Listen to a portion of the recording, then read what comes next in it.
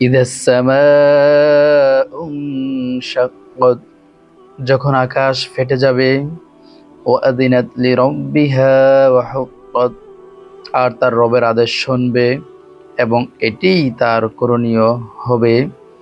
ওয়া ইদাল আরদু মুদ্দাত, আর পৃথিবীকে যখন সম্প্রসারিত করা হবে, অর্থাৎ আকাশ, জমিন, সাত আসমান, জমিন, পর্বতমালা, সাগর, নদী সব কিছু যখন ভেঙ্গে চৌচির্ণ হয়ে সমতল ভূমিতে পরিণত হবে, তখন পৃথিবী অনেক বিস্তীর্ণ সম্প্রসারিত এক পৃথিবী তখন তৈরি হবে, অর্থাৎ জমিন তৈরি হবে যেখানে কিয়ামত সংঘটিত হবে।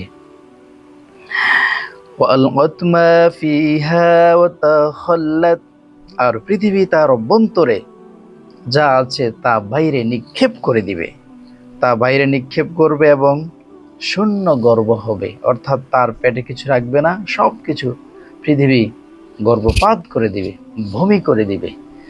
আজ মাটির নিচের সম্পদ নিয়ে, খনিজ পদার্থ নিয়ে আমরা যেই যুদ্ধ করছি, পশ্চিমা সভ্যতা মুসলমানদের মাটির নিচে যেই থাকা খনিজ সম্পদ, তেল, গ্যাস, পেট্রোলিয়াম যা আছে, ইউরেনিয়াম, সব কিছু লুটপাট করে নিয়ে যাচ্ছে বিভিন্ন অভিযানের নাম দিয়ে, সন্ত্রাস দমন কিংবা জঙ্গি দমন কিংবা মৌলবাদ, এসব কিছু বলে তারা সব কিছু আমাদের কাছ থেকে অস্ত্রের বিনিময়ে, ডলারের বিনিময়ে নিয়ে যাচ্ছে লুটপাট করে। কিন্তু কিয়ামতের আগে সকল কিছু জমিনের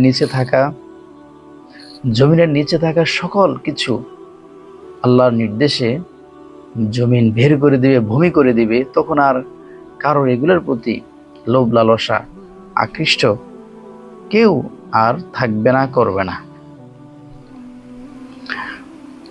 ওয়াযিনাত লিরাব্বিহা ওয়া হুক্কাত, আর তার রবের আদেশ শুনবে এবং এটিই হবে তার করণীয়।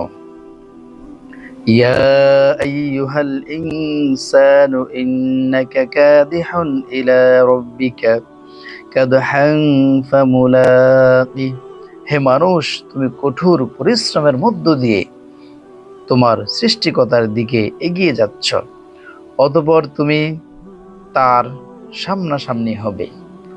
আল্লাহ তাআলা মানুষকে বলছে, হে মানব জাতি, তুমি কঠোর পরিশ্রম সাধনার মধ্য দিয়ে সৃষ্টিকর্তার কাছে এগিয়ে যাচ্ছ, অতঃপর তুমি তার সামনাসামনি, তার মুখাপেক্ষী হবে। ফাআম্মা মান উতিয়া কিতাবাহু বিয়ামিনিহি, অতঃপর যাকে তার আমলনামা তার ডান হাতে দেওয়া হবে, ফাসাউফা ইউহাসাবু হিসাবান ইয়াসীরা, অচিরেই তার হিসাব সহজভাবে নেওয়া হবে। ওয়ায়ানকলিবু ইলা আহলিহি মাসরুরা, আর সে তার স্বজনদের কাছে প্রফুল্লভাবে ফিরে যাবে। সুবহানাল্লাহ। ওয়া আম্মা মান উতিয়া কিতাবাহু ওয়ারাআ যহরি, আর যাকে তার আমলনামা তার পিঠের পিছন দিক থেকে দেওয়া হবে, ফাসাউফা ইয়াদউ সুবুরা, অচিরেই সে তার ধ্বংস, মৃত্যু কামনা কিংবা আহ্বান করবে। ওয়াসলা সাইরা, আর প্রবেশ করবে সে জ্বলন্ত আগুনে, অর্থাৎ যার আমলনামা তার পিঠে কিংবা পেছনে দেওয়া হবে, পিঠের পেছনে দেওয়া হবে, সেই আমলনামা নিয়ে হতভম্বিত, লজ্জিত হয়ে মৃত্যু কামনা করবে এবং তার জন্য প্রস্তুত রাখা হয়েছে জাহান্নাম, তাতে সে খুব শীঘ্রই প্রবেশ করবে, জ্বলন্ত আগুনে সে প্রবেশ করবে। ইন্নাহু কানা ফি আহলিহি মাসরুরা, নিশ্চয় সে তার স্বজনদের মধ্যে আনন্দে ছিল। দুনিয়াতে সে অনেক আনন্দ উৎফুল্লিত ছিল, দুনিয়ার মোহে পড়ে সে মত্ত ছিল, আল্লাহকে ভুলে গিয়েছিল।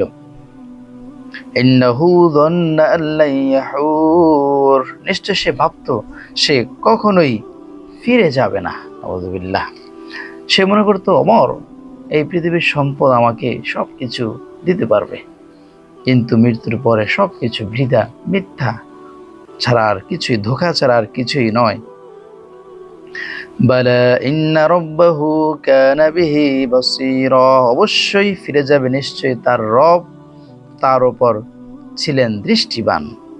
ফালা উকসিমু বিশ-শাফাক, অতঃপর আমি কসম করি সন্ধ্যাকালীন লালিমার, ওয়াল-লাইলি ওয়ামা ওয়াসাক, আর কসম রাতের এবং তার অন্ধকারের, যা সব কিছুকে অন্ধকারে একাকার করে দেয়।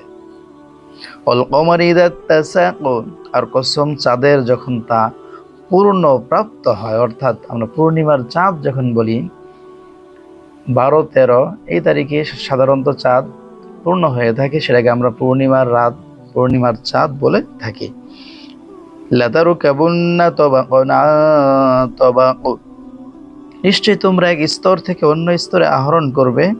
ফামা লাহুম লা ইউমিনুন, সুতরাং তাদের কি হলো যে তারা ঈমান আনে না।